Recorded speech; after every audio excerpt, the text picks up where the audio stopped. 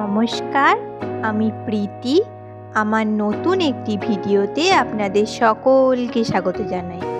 আজ বুধবার, ঘড়িতে সকাল 7টা।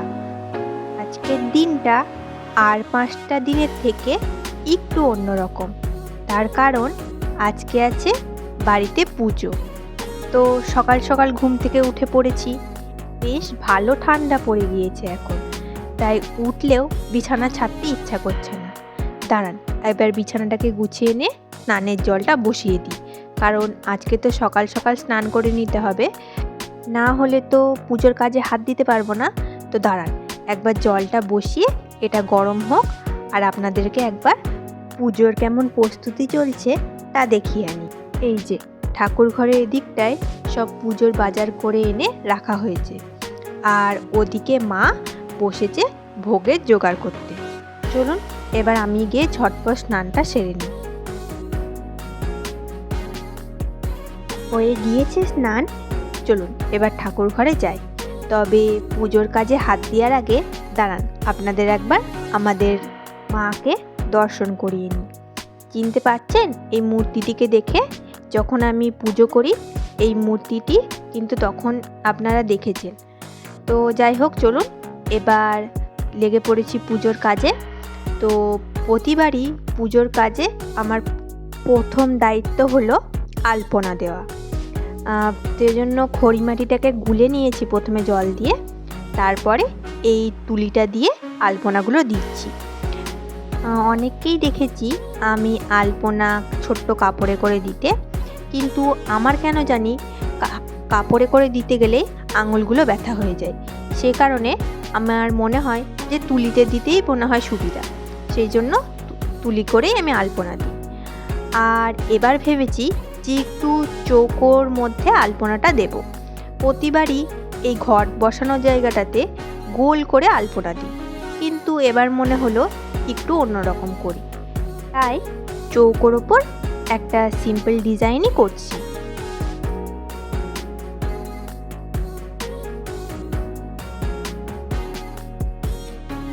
এই খড়ি মাটির এই এক অসুবিধা, একবার আলপনা দিয়েছি কিন্তু তারপরেও দেখছি ঠিক রঙটা আসছে না, সেই জন্য দুবার করে একটু কোট করছি যাতে রঙটা আর কি একটু ফুটে ওঠে। মোটামুটি ঠাকুরের সামনে যে জায়গাটায় ঘট বসবে সেই জায়গাটা কমপ্লিট হয়ে গিয়েছে। এবার যাব দরজার সামনে, মানে ওই চৌকাঠগুলোতে আলপনা দিতে।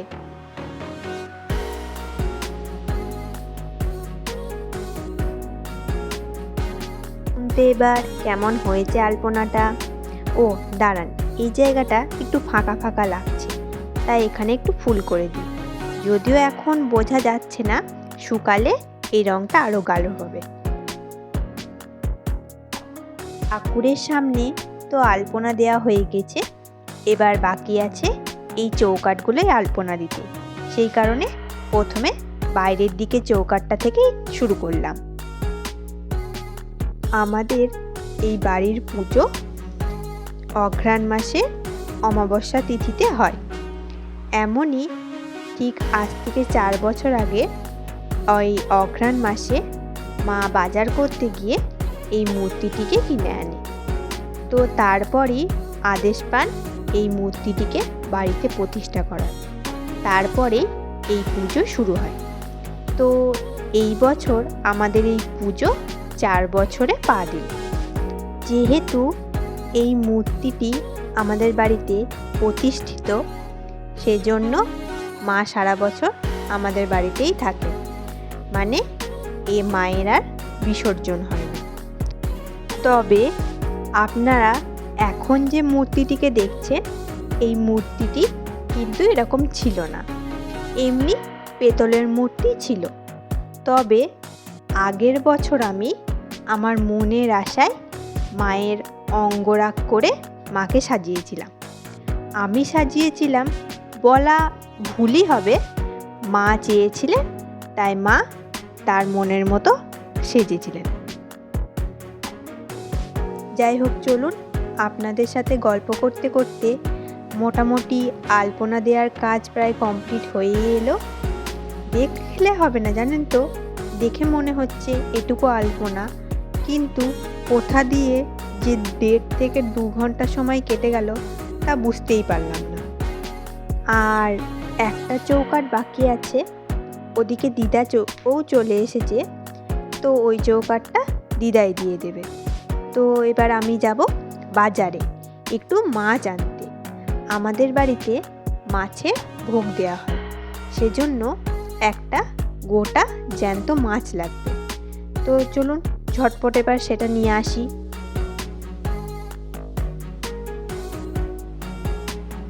চলে এসেছি বাজারের কাছে, তবে ঘড়িতে এখন দুপুর 12টা, আর এই সময় তো জ্যান্ত মাছ পাওয়া মুশকিল বলুন না, আবার জ্যান্ত মাছ ছাড়া হবেও না। তো চলুন ঝটপট গিয়ে দেখি, একটা মাছ পেলেও অন্তত হবে।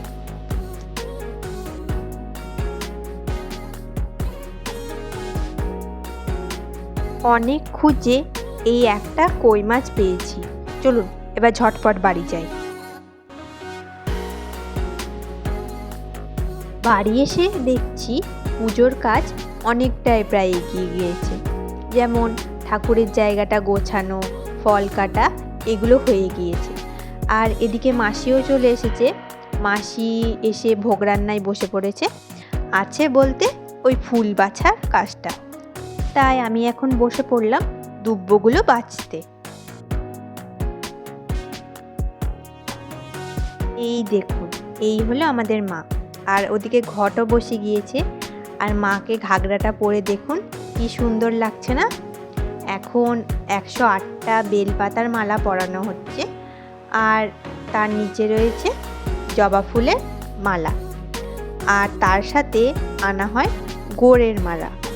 গোড়ের মালা বলতে দাঁড়ান আপনাদের একবার মালাটাকে দেখাচ্ছি। ওই রজনীগন্ধা ফুল দিয়ে যে মালাটা বানানো হয় সেটা আর কি, এইটা এবার পরানো হবে।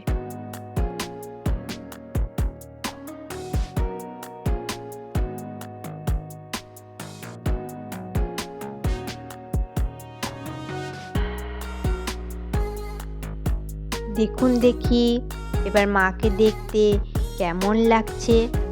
আর এই দেখুন আমাদের পুজোর নৈবেদ্য সাজানো, তার সাথে পুজোর জোগাড় সমস্ত কমপ্লিট। এবার বাকি পুরোহিত মশাইয়ের আসতে। চলুন এবার ভোগের জায়গাটা গিয়ে দেখি সেটা কত দূর।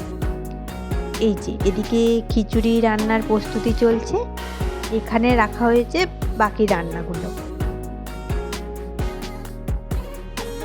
ঘড়িতে এখন দুপুর 3টে, চলে এসেছেন আমাদের পুরোহিত মশাই। তো চলুন, এখন তো আমার আর কাজ নেই, তো আমিও যাই, গিয়ে একটু সাজুগুজু করে নিই। পুজো বাড়ি, আর একটু আলতা পরবো না তা কি হয় বলুন? তাই একটু ঝটপট আলতাটা পরে চলুন এবার রেডি হয়ে নিই।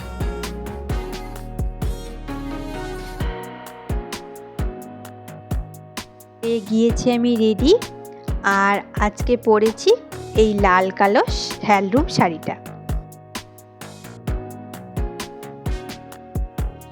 এদিকে দেখুন ভোগের জন্য লুচি ভাজা হচ্ছে, আর ওই দিকটায় রাখা আছে মাছটা, সেই যে তখন নিয়ে এলাম বাজার থেকে। এরপরে সেই মাছটাকে ভেজে নিলে ব্যাস ভোগের সমস্ত রান্না কমপ্লিট।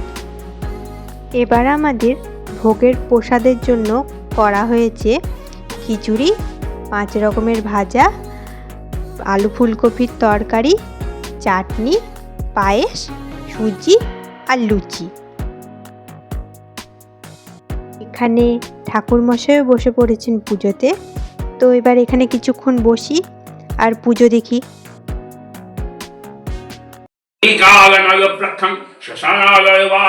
खड्गमण्डधरं वामे दक्षे भयवरप्रदं सदकानन्दहृदयं साधकश्यवरप्रदं शूकसन्दास्थितामोद निधिनिङ्मदविभगम् आरक्त शूकशस्त्रभि नेत्रादिभिः विराजितं दक्षिणं संवीतं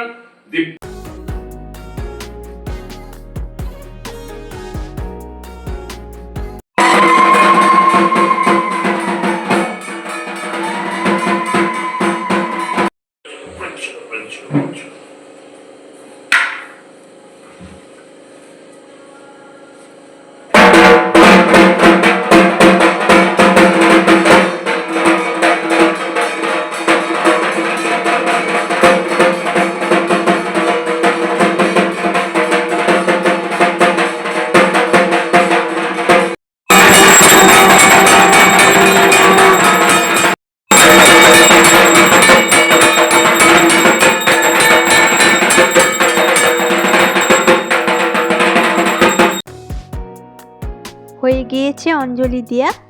এখন পুজো প্রায় শেষের দিকেই। এবার হচ্ছে হোম। এই হোমটা হয়ে গেলে ব্যাস পুজো শেষ। আবার 1 বছরের অপেক্ষা।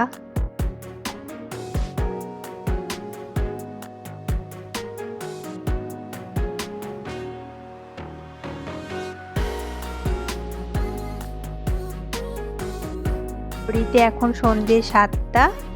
এই পুজো শেষ হবে। তো চলুন এবার যাই, গিয়ে এবার প্রসাদটা খেয়ে নিই।